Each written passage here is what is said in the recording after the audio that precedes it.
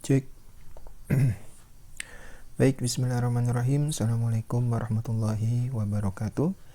Selamat datang kembali di channel Kelas Terapis, channelnya orang-orang yang ingin menjadi seorang terapis. Oke, dimanapun Anda berada, untuk video kali ini saya masih akan membahas tentang masalah hipnoterapi.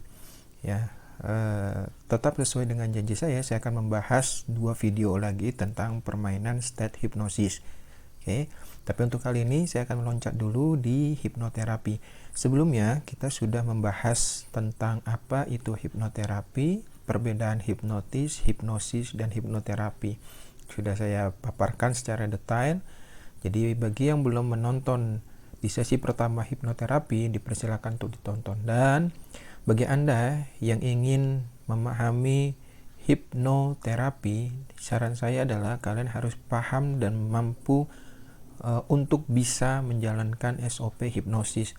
Jadi silakan ditonton sesi hipnosis dari part 1 sampai dengan part 10, dan part 11-nya itu adalah state hipnosis. Jadi Anda harus bisa bermain dulu di hipnosis dan menguasai dulu hipnosis, baru langkah berikutnya adalah Anda langsung atau Anda bisa mempraktekkan hipnoterapi seperti itu.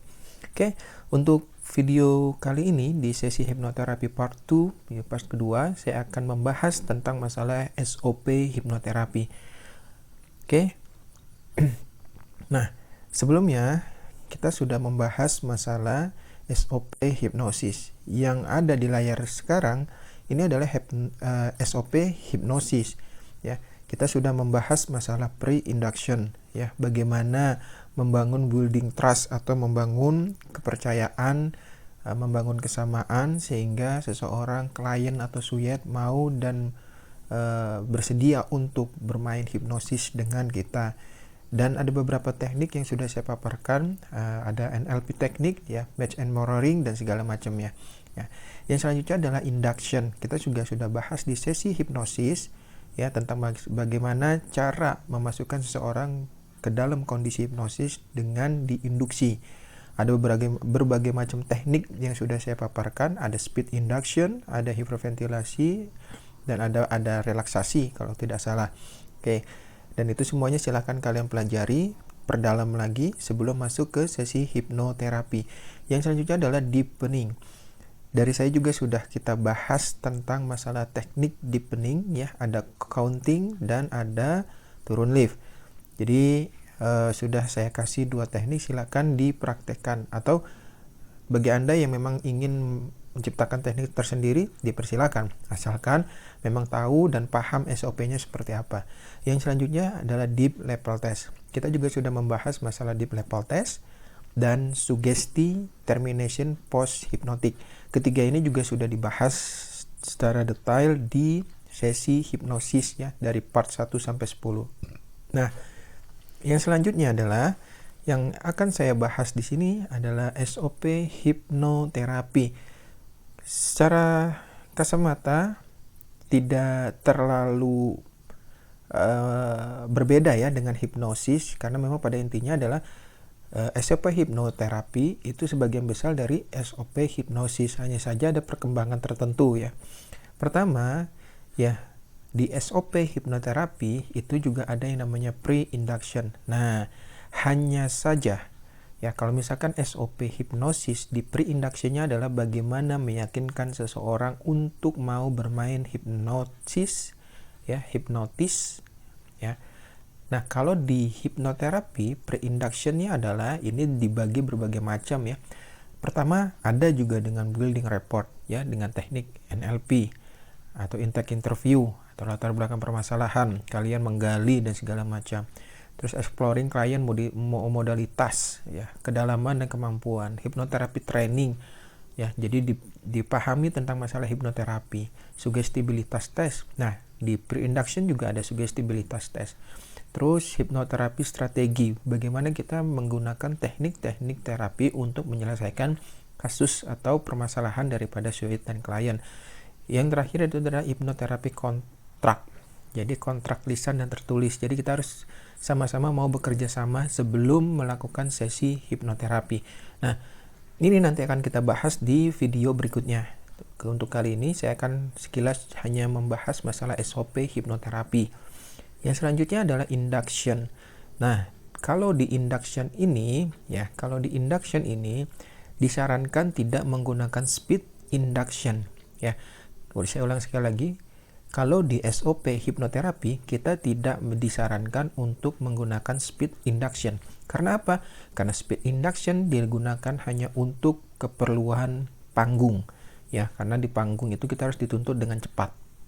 Nah, kalau misalkan di hipnoterapi, induction-nya adalah dia menggunakan teknik yang memang relaksasi. Ya, teknik yang benar-benar memasukkan klien ke kondisi hipnosis yang lebih dalam. Seperti itu. Ya, ini harus dibedakan. Makanya nanti di induction itu akan ada banyak teknik-teknik induksi yang memang untuk memasukkan subjek ataupun klien ke dalam kondisi hipnosis. Nah, sampai sini paham ya? Jadi ini terlihat sama, tapi ketika pas prakteknya itu berbeda. Jadi lebih kompleks hipnoterapi dibandingkan hipnosis. Maka dari itu, sudah saya katakan kalau kalian pengen belajar hipnoterapi, step awal adalah kalian harus bisa memahami tentang hipnosis dan bisa menguasai tentang hipnosis. Oke, yang selanjutnya adalah deepening. Nah, kalau di sesi hipnosis, SOP hipnosis itu juga ada deepening, dan di hipnoterapi juga ada deepening. Hanya saja deepeningnya sedikit berbeda pastinya, karena ini kita adalah keperluan untuk sesi hipnosis atau sesi hipnoterapi, jadi menterapi seseorang. Jadi memang tidak sembarangan untuk menggunakan berbagai macam teknik ya. Deep level test kalau saya rasa sama saja, dan bahkan mungkin kalau saya praktek langsung di lapangan deep level test itu saya tidak menggunakan ya. Jadi memang langsung kita ke intinya. Nah, ada perbedaannya di sini. Kalau di hipnosis itu tidak ada therapeutic prosedur. Tapi kalau di hipnoterapi kita ada therapeutic prosedur. Maksudnya apa? Jadi therapeutic prosedur ini adalah kita menggunakan berbagai macam teknik hipnoterapi ya. Jadi ada berbagai macam teknik hipnoterapi yang akan kita lakukan sesuai dengan analisis kebutuhan daripada klien. Nah, seperti itu. Ada banyakkah teknik terapi di hipnoterapi? Tentunya pasti ada. Tergantung kita mau menggunakan yang mana dan keperluannya seperti apa. Jadi tidak sembarangan. Oke, yang selanjutnya termination. Nah, kalau termination itu adalah membangunkan. Nah, post hipnotik ya, kadang saya tidak membutuhkan di post hipnotik. Karena apa? Kita hanya menerapi seseorang. Oke, tapi kadangkala post hipnotik itu saya butuhkan. Ketika apa? Ketika nanti misalkan saya pengen meledakkan emosi seseorang. Nah, itu kita bisa mengejangkarnya itu dan kembali normal. Nah, jadi kalau dilihat secara kasat mata ya, jadi SOP-nya tidak terlalu mencolok perubahannya, hanya saja ada tambahan dari therapeutic prosedur. Dan hanya saja kalau SOP hipnoterapi itu berbeda dengan SOP hipnosis ketika pada di lapangan. Itu yang harus dipahami. Nah, jadi saya ulang sekali lagi, kalau pre-induction di hipnosis itu adalah bagaimana kita sebagai hipnotis itu mampu meyakinkan klien untuk bisa bermain hipnotis. Sudah selesai sampai situ. Tapi kalau di SOP hipnoterapi itu tidak seperti itu. Jadi kita harus ada beberapa step lagi untuk bisa mengajak klien untuk menyelesaikan permasalahannya. Ya, makanya ada building report, terus ada intake interview ya. Terus ada hipnoterapi training, sugesti test, hipnoterapi strategi, dan hipnoterapi kontrak. Seperti itu. Nah, kalau misalkan Anda semuanya melihat ini bingung, makanya dari itu jangan ngelihat ini. Nanti di video berikutnya saya akan membahas satu persatu ya tentang SOP hipnoterapi. Video yang ketiga, yang mudah-mudahan kalau tidak ada kendala saya akan membahas masalah pre-induction khusus di hipnoterapi. Jadi bagaimana pre-induction itu berjalan di hipnoterapi. Oke, sampai sini Saya ucapkan terima kasih banyak. Jika ada pertanyaan, tuliskan di kolom komentar. Tim kelas terapis akan membalas pertanyaan Anda yang masuk satu persatu. Dan harus diingatkan kembali, pertanyaan-pertanyaan yang akan kita balas adalah pertanyaan-pertanyaan yang menurut kita itu berbobot dan berkualitas.